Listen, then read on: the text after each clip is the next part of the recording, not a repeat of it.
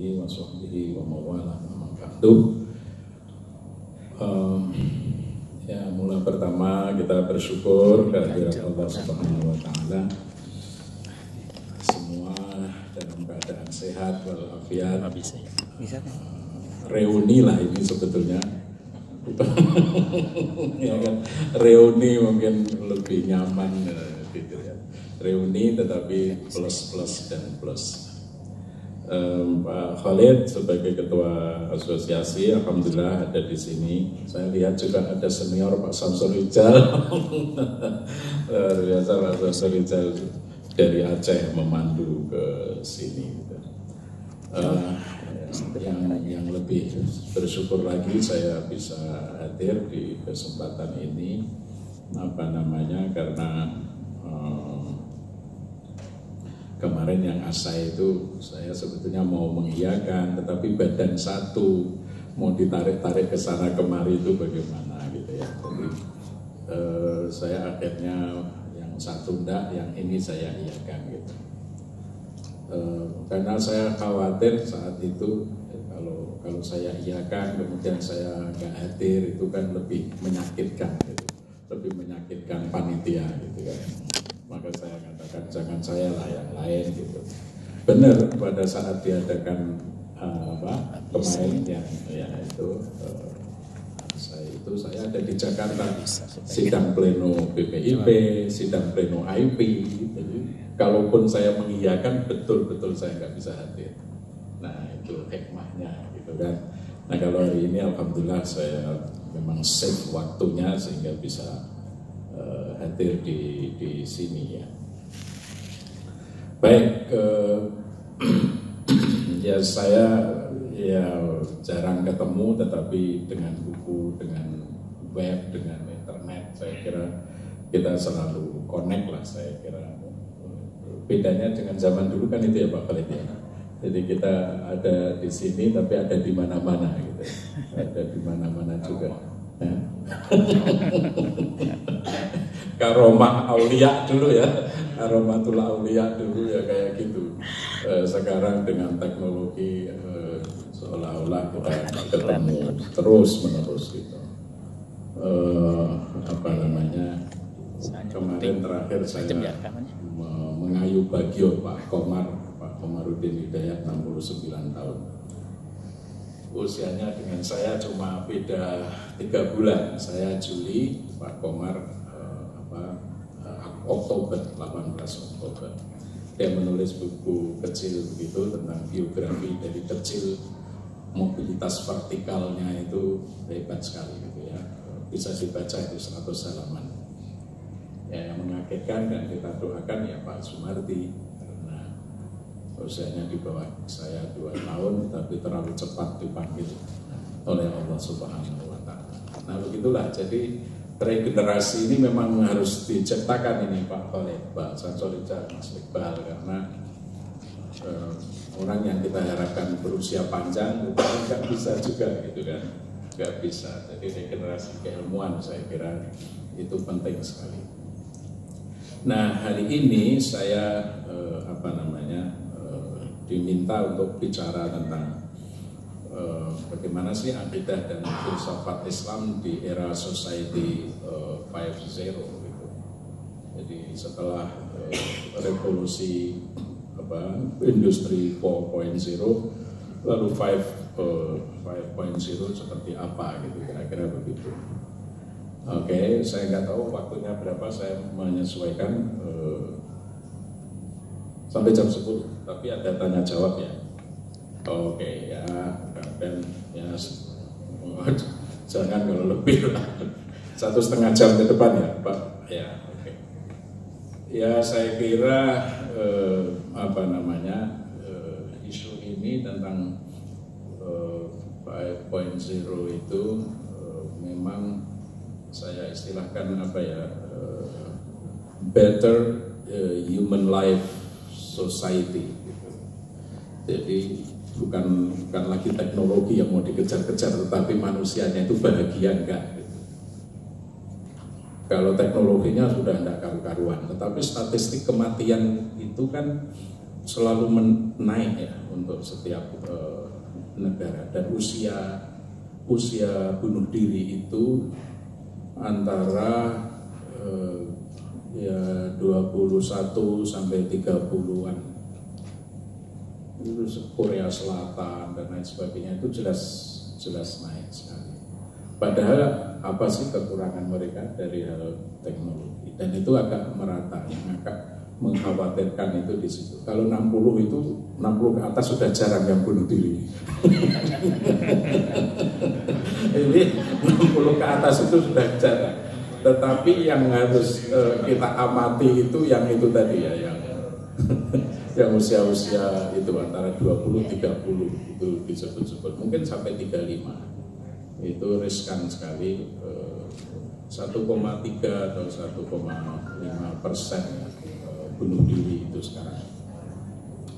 Nah itulah saya kira agama memberi apa gitu ya, akidah dan filsafat memberi apa. Oke, ini yang mau saya bicarakan dalam waktu yang tersedia.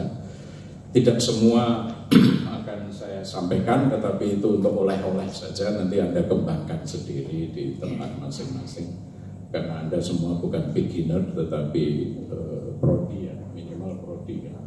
Untuk ya buka prodi di tempatnya masing-masing sesuai konteks yang Anda hadapi. Saya akan bicara tentang bagaimana tren keagamaan kontemporer itu. Yang kedua, lalu akidah dan filsafat di PTKI dan beyond. Beyond itu perguruan tinggi umum kan. Nah, kemarin Pak Muhtasar sudah ke sini ya semalam ya saya kira. Nah supaya kelihatan agak ada filsafatnya, maka ya saya harus menyebut ontologis gitu kan, supaya kelihatan gitu. Kemudian epistemologis gitu. Ini kan ada Pak Fakhrudin Faiz ya? Alhamdulillah. Nah, ini cepat guru besar sehingga nanti meneruskan estafet itu sudah orang media betul kalau itu sudah.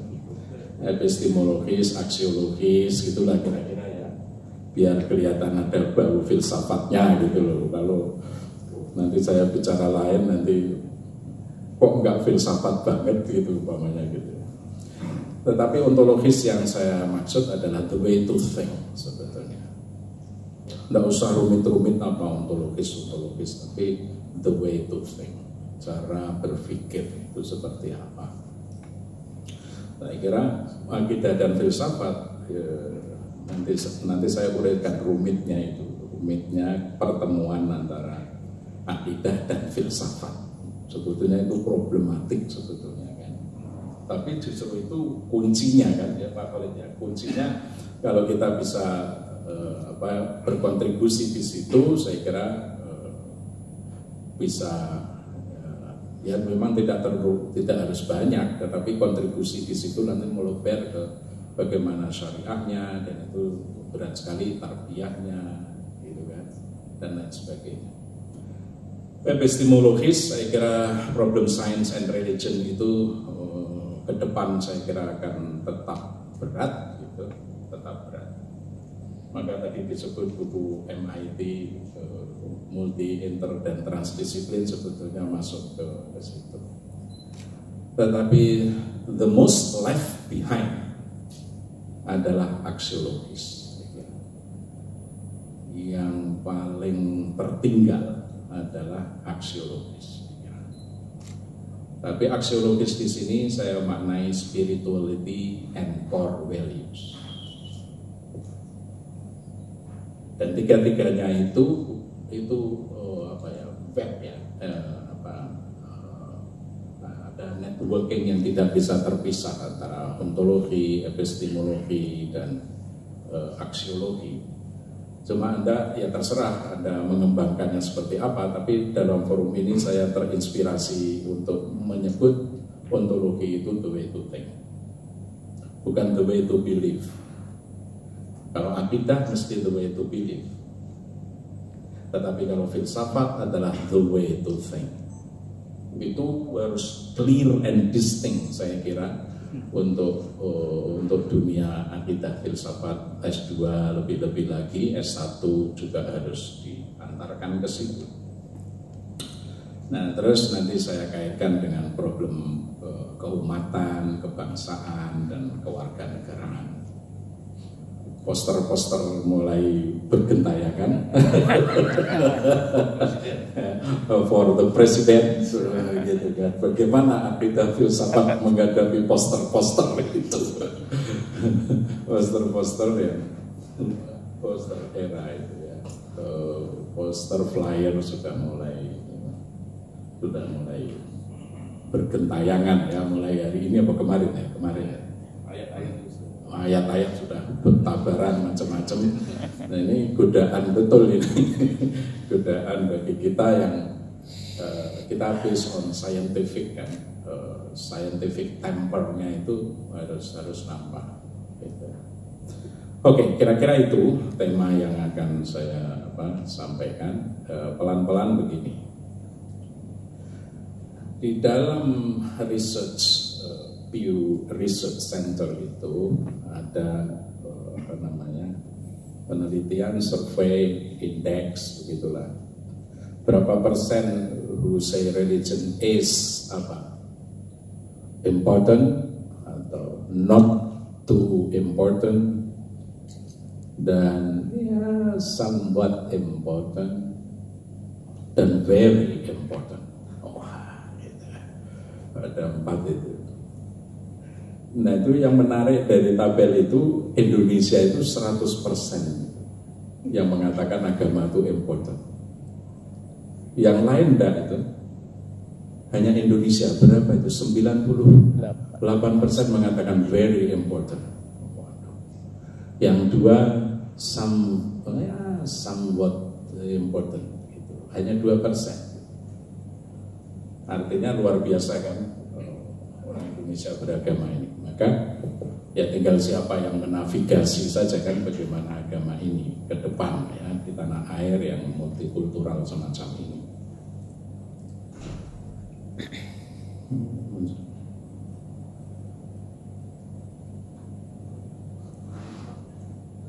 Oh di situ. Oh iya deh, ini untuk saya kok ya. Oke. Nah terus yang kedua, perception of conflicts between groups. Ini saya kira juga perlu diamati. Konflik itu yang paling besar 90-an% itu, dan sampai 40-50% people who support different political parties. Ini sudah kena kita. Tapi ini yang diteliti ini yang negara maju, negara berkembang, negara underdeveloped mungkin lebih dari ini gitu. Jadi sumber konflik itu politik. Kemudian beda etnis dan ras itu ranking kedua dari 90 ke 71. Tetapi people who practice different religions, ini saya kira wilayah Usuluddin pada umumnya, PTKI pada umumnya, Sadra juga, itu juga cukup tinggi ya. Perbedaan agama itu di negara-negara maju juga masih tinggi, itu 61% atau berapa lah, tapi ada persentasenya di situ. Bahkan antara urban dan rural itu juga ada begitu. Tapi yang ingin digarisbawahi adalah politik. Ini tahun politik. Kan? Jadi apa Afi mau ngomong apa tahun 2023 itu? Di tengah belantara perpolitikan Indonesia. Dan hari ini belum 2023 sudah mulai poster-poster itu. Oke. Apa saya tidak tahu mau deklarasi apa ya. Kemarin rektor-rektor sudah buat deklarasi di Jogja ya. Oke. Ya memang harus ada counter naratif kayak begitu, saya kira penting. Oke, next itu. Nah, kalau mau dikaitkan, ini lucu juga saya, tapi ya nggak tahu ya. Kalau mau dikaitkan dengan apa namanya keberagamaan dan pendapatan per kapita itu lucu juga itu. Countries with the higher GDP per capita less likely to tie belief in God to morality. Jadi ini yang mendapatkan 40, 50, 60, 70 ribu dolar per kapitanya itu dia tidak terlalu mengkait-kaitkan dengan agama. Tetapi yang lebih rendah Kenya, Filipina, Indonesia, Tunisia, gitu ya, Brazil, India dan lain sebagainya, itu Nigeria, ya India ini aduh berat sekali. Minority and majority-nya luar biasa konfliknya ya. Itu selalu mengkaitkan dengan agama. Gitu. Jadi memang wilayah kita diskusi ini memang penting sekali. Nah, Indonesia masuk di situ. Orang yang berpendapatan rendah itu mengkaitkannya dengan ketuhanan, gitu kira-kira gitu. Nggak tahu nanti bagaimana implikasinya itu ya. Oke. Next. Nah, Nah ini kalau kita lihat bagaimana isu-isu krusialnya itu, saya kira ya tahun 2000-an kan itu kita masih. Jadi isu-isu krusial yang AFI ini harus mengadres dengan baik memang semacam ini ya, tentang bahwa penistaan atas nama agama itu number one itu di mana-mana. Oke.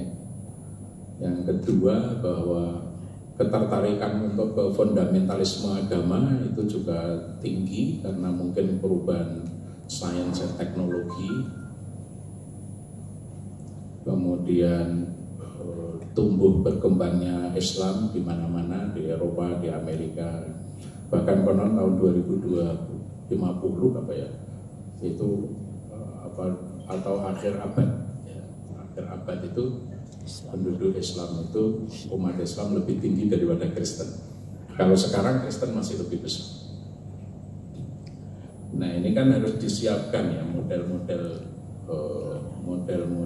akidah filsafatnya seperti apa gitu. Saya kira itu saya kira. Yang lain-lain bisa dibaca, tetapi itu saya kira itu tantangan-tantangannya. Increase in pluralism in society. Jadi meningkatnya kemajemukan di dalam masyarakat, termasuk munculnya Salafi, Wahabi, itu kan bagian dari meningkatnya pluralisme gitu. Suka atau tidak suka mereka ada.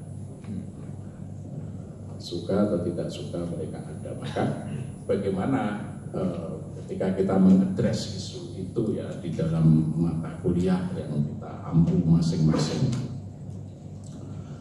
Ada lain lagi, ini Ron Seller, ya sekitar tahun 2000-an juga begitu, bahwa agama masih bertahan, tetapi ini ya saya tulis merah itu, increasing clashes between science and religion. Wah ini betul-betul apakah perguruan tinggi itu masih bermanfaat, atau kalau manfaat tantangannya besar sekali, karena increasing clashes between science and religion itu, tetapi juga increase cooperation between science and religion. Tetapi ya selain itu tadi clash, tetapi juga orang mulai berpikir oh sains itu penting dan bagaimana dia kaitannya dengan agama gitu ya. Jadi semakin bertambahnya perlunya kerjasama antara ilmu dan agama. Nah, saya kira buku saya MIT itu menjawab yang ketiga ini. Mungkin gitu. Mungkin menjawab Inggris itu ya, untuk kerjasama yang, tapi kerjasamanya coraknya pendekatannya multi, inter, dan transdisiplin. Nah, ya buku itu buku era COVID tetapi sudah cetak keempat dalam era COVID itu. Artinya saya nggak tahu siapa yang membaca, saya nggak tahu. Jangan-jangan bukan orang AFI. Tapi enggak lah, saya husnudon saja itu. Tapi ini saya waktu nulis buku itu enggak terlalu membaca global trends and religion begini, enggak tahu saya. Oh, rupanya ada ini. Ya paling enggak kita sudah berkontribusi ini loh, gitu kan. Ini ke depan kayak begini ini. Oke, yang lain-lain saya kira tidak usah saya teruskan. Oke, gitu ya, saya kira bisa dilihat sendiri. Nah, setelah disrupsi 4.0, kita mau masuk 5.0, itu para ilmuwan, scholars, pengamat sosial itu ya 5.0 sudah melewati kegelisahan teknologi itu. Teknologi sudah akan jalan sendiri seperti itu, tetapi better human life society. Better human life society, saya kira agama, humanities, budaya, dan lain sebagainya ya. Saya kira itu. Dan itu yang diperlukan adalah higher order of thinking skill. Higher order of thinking skill pasti tidak bisa. Mungkin dibantu teknologi bisa, tetapi nggak bisa itu karena itu adalah very personal, very personal. Nah, higher order of thinking itu. Pertanyaannya, apakah agama mengantarkan higher order of thinking? Tidak. Apalagi sudah masuk wilayah politik pemilu begini, jangan-jangan meleset ke lower order of thinking. Dan ternyata guru VA, guru besar akademisi itu isinya lower order of hoax, semua itu isinya gitu kan. Nah, saya kira itu kalau Afi masuk di situ, saya kira sudah on the right track, Pak. Sudah on the right track karena luar biasa kayak sudah menjadi apa ya, luntur semua nilai-nilai, kemudian apa ya, semua kebun binatang ada di situ, gitu kan. Nah, ini saya kira yang dirindukan teman-teman itu dan dunia, saya kira kemampuan memecahkan masalah secara kompleks. Jadi selalu kompleks problem solving. Tidak ada linearitas di dalam menyelesaikan. Disiplin ilmu itu tidak bisa menyelesaikan masalah. Cross disiplin barangkali ya memberi begitu ya, atau ya non disiplin lah gitu kira-kira. Kemampuan kritis, saya kira itu adalah filsafat semua. Ya kreativitas, kemudian mengelola konflik gitu ya, multikultural itu kan sebetulnya mengelola konflik gitu. Kemudian kemampuan koordinasi, negosiasi, kompromi itu ada di situ. Dan itu bagaimana mau lewat teknologi yang canggih bagaimana gitu. Saya kira nggak bisa. Kecerdasan emosi, robot apa bisa ngatur emosi, saya tidak tahu juga. Oke, gitu ya. Kemampuan negosiasi sudah. Nah, fleksibel itu, cognitive flexibility itu menjadi penting. Dan agama harus santun juga di dalam cognitive flexibility. Nah, itu kira-kira semacam itu tantangan-tantangan kita ke depan. Oke. Sekarang kita masuk bagaimana hubungan akidah dan filsafat di PTKI dan beyond. Karena ketika saya mengajar di Surabaya 10 tahun 2006 sampai 2016, saya dikagetkan dengan paper-paper kecil mahasiswa S3 saya, termasuk dari Surabaya dan lain tempat, bahwa di Usuluddin sendiri sebetulnya masih berat di fakultas-fakultas tertentu untuk menyantuni isu-isu pluralisme, budaya lokal, masih berat sekali. Usuluddin mengharam-haramkan juga gitu ya, mengharamkan budaya lokal gitu kan. Jadi saya kaget juga kalau begitu the way to think-nya belum terbentuk. Fakultasnya ada. Prodinya itu ya, semua dapat ma'isyatan dongka, dapat gaji tiap bulan, tetapi tidak membentuk the way to think. The way to think-nya itu bagaimana? Karena kita agak kabur antara selalu filsafat itu adalah apa namanya bijaksana atau wisdom gitu kan, yang ditarget wisdom. Karena itu yang ditekankan, maka ya begitu. Yang penting berbuat baik begitu kan, cepat dimengerti oleh banyak orang gitu. Dan itu akhirnya dalam era klasik itu filsafat dan agama campur di situ begitu. Ya jangan-jangan ya saya nggak tahu apakah yang di akidah dan filsafat itu modelnya campur semacam ini atau tidak. Tapi pada era modern sebetulnya tidak begitu. Ya itu iyalah, itu untuk awam memang begitu. Agama itu ya untuk kebijaksanaan, kebaikan hidup, bagaimana sebaiknya kita hidup, begitu ya. Tetapi di era modern itu sebetulnya filsafat dia sudah merupakan disiplin tersendiri yang coraknya memang kritis. Nah sayangnya di Indonesia itu filsafat diabaikan dari SMA, tidak ada. Saya nggak tahu Iran dan sebagainya di SMA ada logika dan apalagi Iran. Saya itu pernah diundang PPI Turki, Persatuan Pelajar Indonesia di Turki. Sekarang ada, waktu saya dulu cuma 6-7 orang, sekarang sudah hampir 3.500 orang. Luar biasa. Nah saya diundang karena dianggap alumni. Nah salah satu masukan itu katanya teman-teman itu agak yang melanjutkan ke sana itu agak sulit gitu karena tidak mengenal filsafat dari tanah air. Waduh, gawat ya. Jadi bagaimana mau masuk 5.0 seperti yang saya uraikan tadi, wong filsafatnya tidak jalan. Nah maka saya kira prodi-prodi filsafat ini harus bersuara ya, secara nasional.